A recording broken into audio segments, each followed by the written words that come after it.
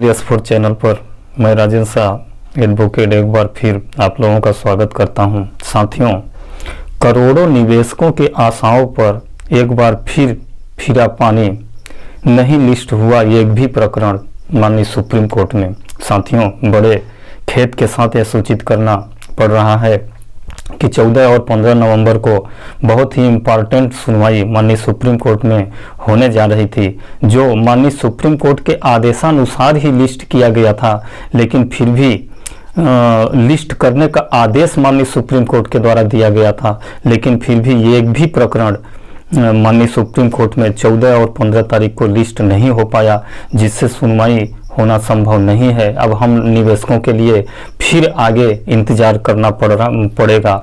साथियों, ये हम लोगों ने वीडियो में बताया था कि निश्चित रूप से 14 तारीख को 3 प्रकरण लिस्ट हुए थे और 15 तारीख को 2 प्रकरण पर सुनवाई होने का आदेश हुआ था। ये आदेश हम लोग हवाई फायर नहीं दिए थे, बल्कि इस आदेश को माननीय सुप्रीम कोर्ट के ही द्वारा आदेश किया गया था।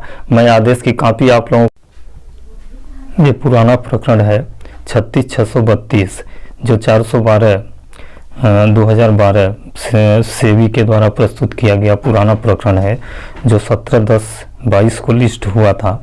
इसमें माननीय चीफ जज और जस्टिस बेला एम त्रिवेदी के द्वारा ये आदेश किया गया था कि list on 14/11/2022 before the appropriate court, माने इसको एप्रोसिएट कोर्ट में 14/11/12 को लिस्ट करने का आदेश माननीय बेंच ने दिया था। ये वाला प्रकरण देखिए आदेश हुआ था। इसी तरह से एक और प्रकरण में आदेश हुआ था, ये है 32,331 MB वैल्यू वाला, जो सिक्योरिटी एक्सचेंज और सुब्रत राय सहारा के बीच में चल रहा है।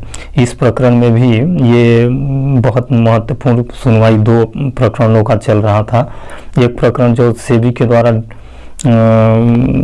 MB वैल्यू के नीलाम से संबंधित था, और ये कंटेंट प्रकरण, माने इसमें भी वही तीनों लिस्ट किए गए थे। ये 15,984 माने ये सेबी के द्वारा जो मांग किया गया था कि हमारा पैसा नहीं दिया गया है, और ये सहारा के द्वारा जो बोला गया है कि आपका पैसा हमारा फालतू पड़ा हुआ है, उसको रिटर्न कर दिया जाए, और ये MB वैल्यू, माने तीनों प्रकरण को लिस्ट करने का आदेश ये 20/10/22 को माननीय ये कोर्ट के द्वारा ये देखिए आदेश दिया गया था। ये prayer for list the interlocutory application along with ये 32,763/2019 और 30,932/2018 कंटेंट पिटीशन एंड 412/2012, यानी जो मेन प्रकरण था।